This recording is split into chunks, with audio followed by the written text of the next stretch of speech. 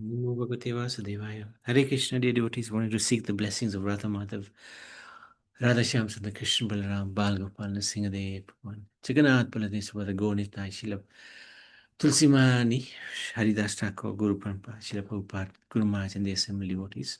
So continuing on with the 8th canto, we are at chapter number 11, and the entire chapter is entitled King Indra annihilates the demons. So we saw in the last chapter how the demons were conquering the demigods, but Vishnu came to, as always, protect the demigods.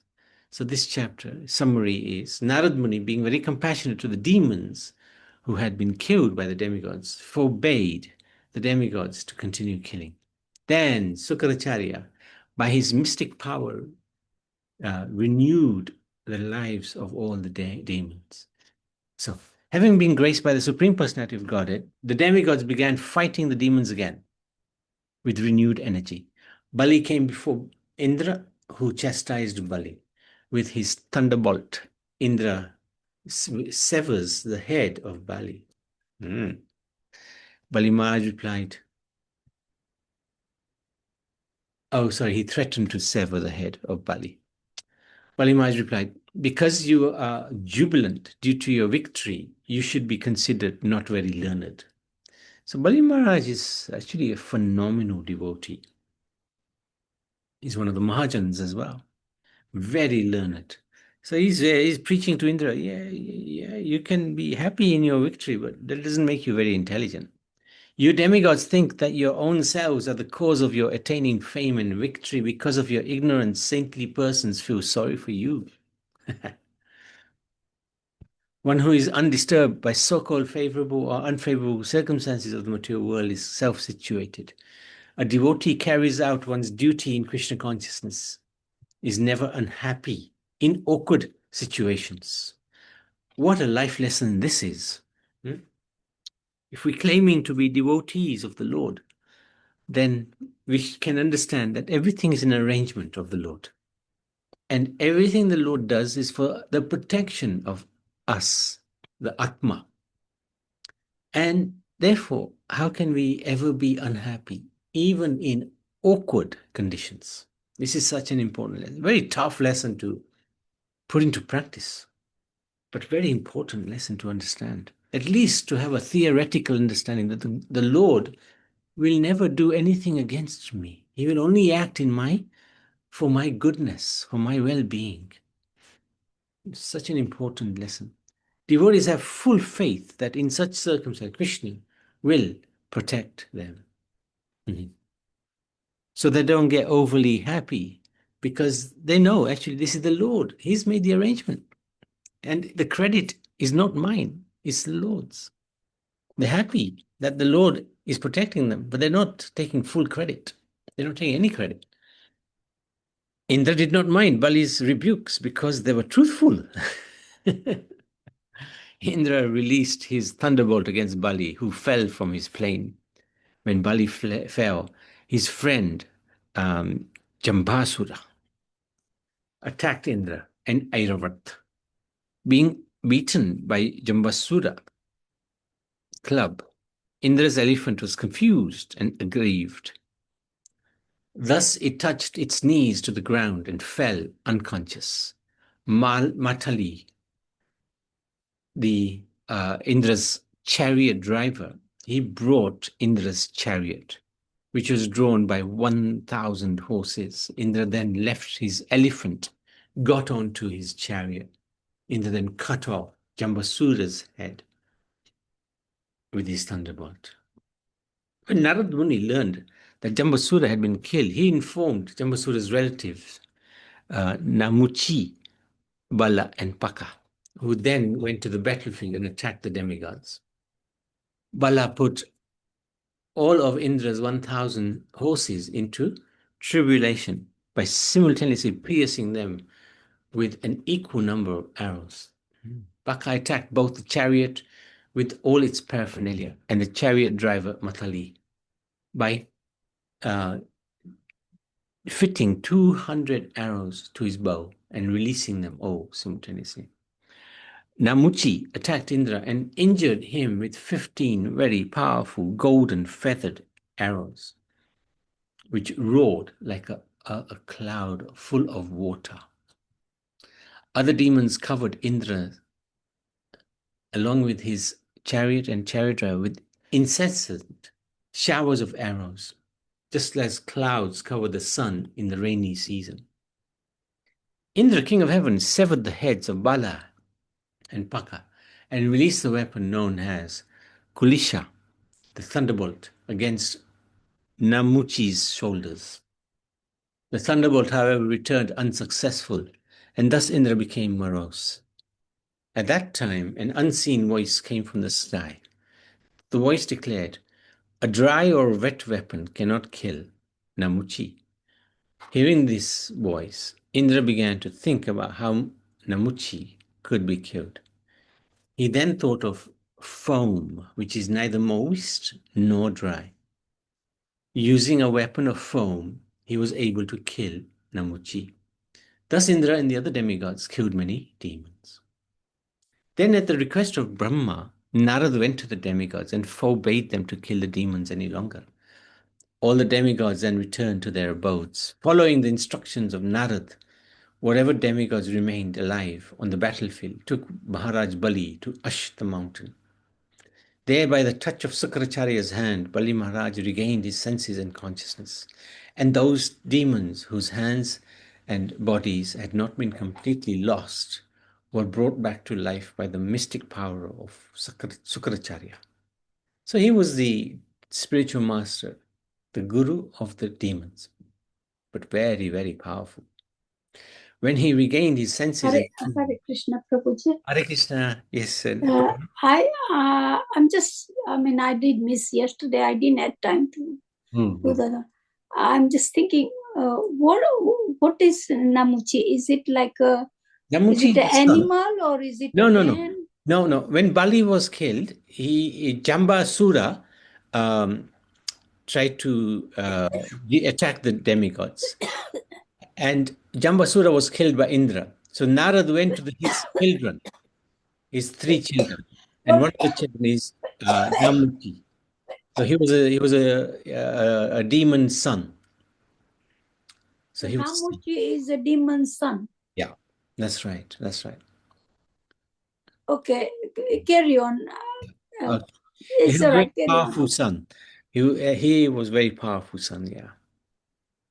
All right. Okay, carry on. Hare Krishna, Prabhuji. Thank you.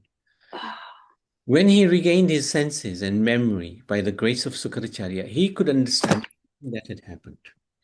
And therefore, although he had been defeated, he did not lament. Being a devotee, Bali knew that nothing can take place without the sanction of the Supreme Lord. So he accepted defeat without lamentation. Everyone must execute one's duty as ordained by Krishna or ordered by Guru without regard for victory or defeat. So very interesting lesson there.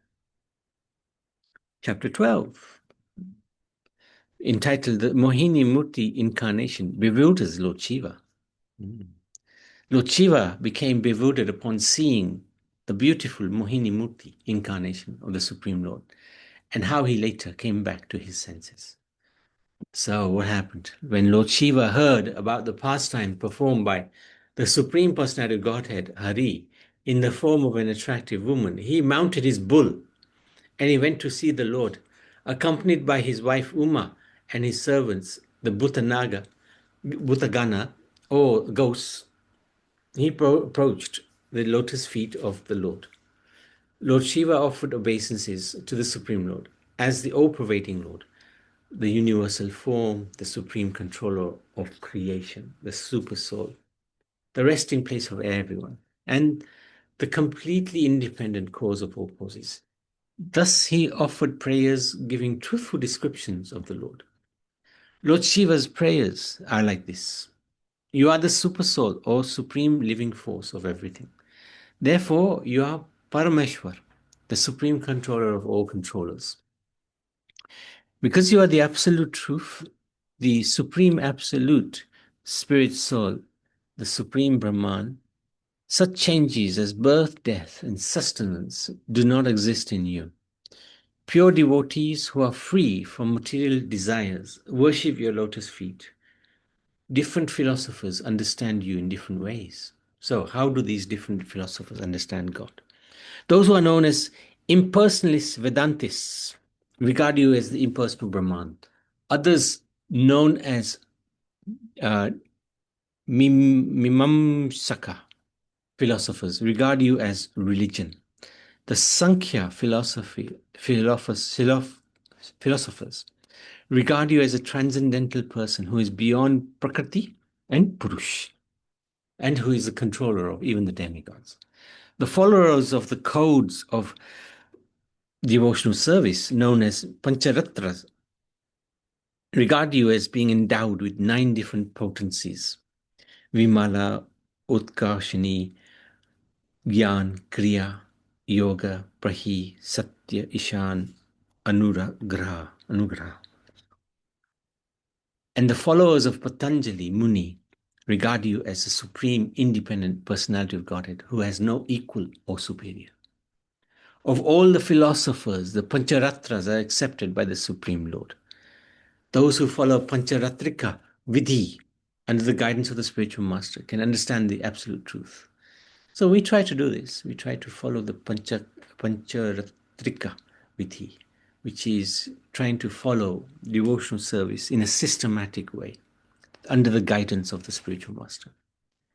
If one practices bhakti yoga by taking shelter of Lord Krishna, simply by hearing him speak about himself, one can know everything about him.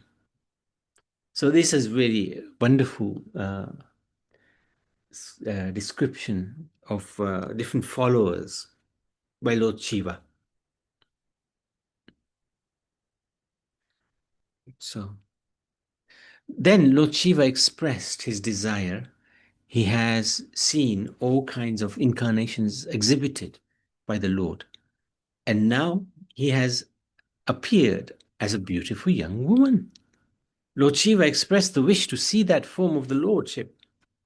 This form captivated the demons completely, and in this way enabled the demigods to drink nectar.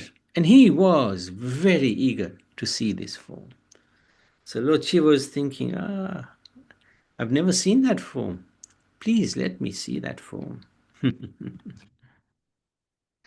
So what did the Lord say? The Lord smiled with gravity and said, no doubt I shall reveal to you that form, which gives rise to lust. So the Lord is giving Lord Shiva a little bit of a warning. The Lord was gravely smiling as he was thinking of how to captivate Shiva, who was so self-controlled that even the illusory material energy represented by Durga could not captivate his mind. So everybody is captivated by Maya, but Shiva is not. He's the husband of Maya. But now we are talking about a different personality, a female aspect of the Supreme Personality of God. So what happens? But Vishnu, being Yogeshwar, the Lord of all mystic power, could assume a form that could even captivate Shiva. Lord Shiva knew that he could not be agitated by any so-called beautiful woman. He thought, the demigods are not agitated. What to speak of me, the best of the demigods? Lord Vishnu knew that Shiva was not an ordinary person, cannot be bewildered, even by the most beautiful woman. So Vishnu had to think twice about what kind of beautiful form would bewilder Shiva. By his words, Vishnu indicated to Shiva, this form, however, it cannot produce lust in you, who are the enemy of lust. But if you are curious, then please see it. This desire of yours, who are the conqueror of lust and a great yogi, will cause you to fall into a whirlpool of lust. So don't blame me. So this is Lord Vishnu. He knows Shiva's potency, but he also is the Supreme Lord. The Lord is very kind to his devotees. To fulfill the desire of his devotee, Lord Shiva, he expanded his energy and manifested himself in the form of a beautiful, very beautiful and attractive woman. That's Mohini Murti. Then Lord Shiva Lord Vishnu immediately disappeared. Lord Shiva remained there with Uma, his wife, looking for Vishnu all round with moving eyes. Thereafter, in a nice forest nearby, full of trees with reddish pink leaves and a variety of flowers, Lord Shiva saw a beautiful woman playing with a ball. Her hips were covered with a shining sari and ornaments with a belt. The woman's face was decorated by broad, beautiful, restless eyes, which moved as the ball bounced here and there from her hand. The two brilliant earrings on her ears decorated her shining cheeks like bluish reflections, and the hair scattered on her face made her look even more beautiful to see.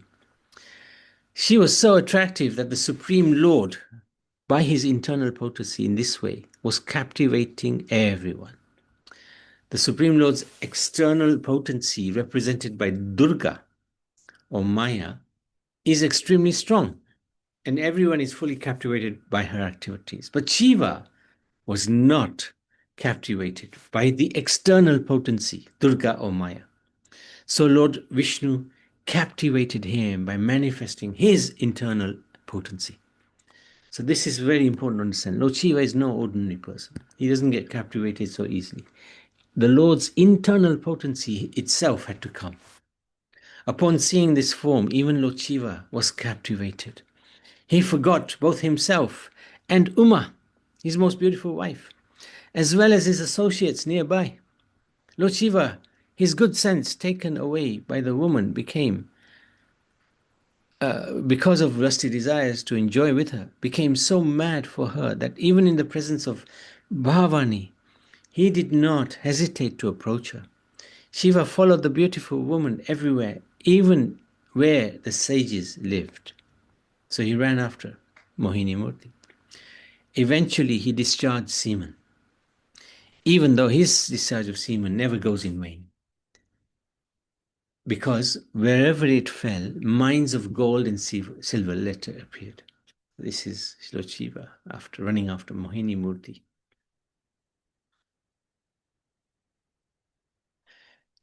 Shiva could see now he had been victimized by the illusion created by the Supreme Lord. But it wasn't an illusion. It was actually the Supreme Lord in the form of Mohini Murti. Thus he restrained himself from any further Maya. Shiva could understand his position and that of the Supreme Lord, who has unlimited potencies. Having reached this understanding, he was not at all surprised by the wonderful way Lord Vishnu had acted upon him. He became proud of having such an exalted master and be defeated by him. Seeing Lord Shiva unagitated and unashamed, Lord Vishnu was very pleased, and he resumed his original form, and he spoke as follows. Although you have been amply harassed because of my potency in assuming the form of a woman, you are established in your position. Therefore, may all good fortune be upon you. The material external energy Maya, which cooperates with me in creation, who is manifest in the three modes of nature, will not be able to bewilder you any longer. This demonstrates that by the power of the Lord's external energy, everyone is captivated by the form of a woman in this material world. Again, however, by the grace of the Supreme Personality of Godhead, one can overcome the influence of Maya. First, he was captivated, Shiva, but later, by the grace of the Lord, he restrained himself. It is declared in this connection that only a pure devotee can restrain himself from the attractive features of Maya. Otherwise, once a living entity is trapped by the external feature of Maya, he cannot overcome it. So this is very nice, powerful instructions. After Lord Shiva was graced by the Supreme Lord, he circumambulated the Lord along with his wife Bhavani or Uma and his companions, the ghosts. Then, after taking permission from the Lord, he left for his own abode. Lord Shiva, in jubilation, then addressed his wife, Bhavani. You have now seen the illusory energy of the Supreme Personality of Godhead, who is the unborn master of Aherion, although I am one of the principal expansions of his lordships. Even I was illusioned by his energy. What then is to be said of others who are fully dependent on Maya?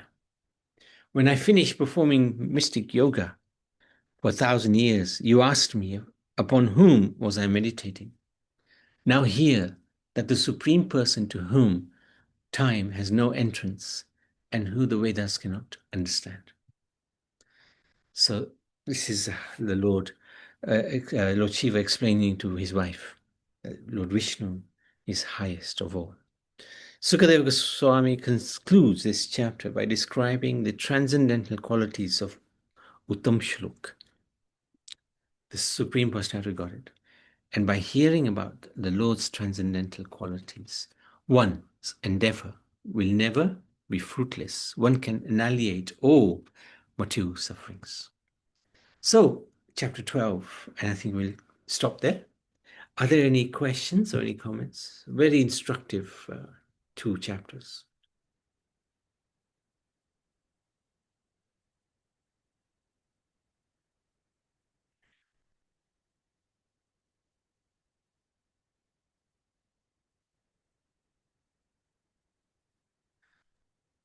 Hare Krishna Yes, Prabhuji. yes, Prabhupada.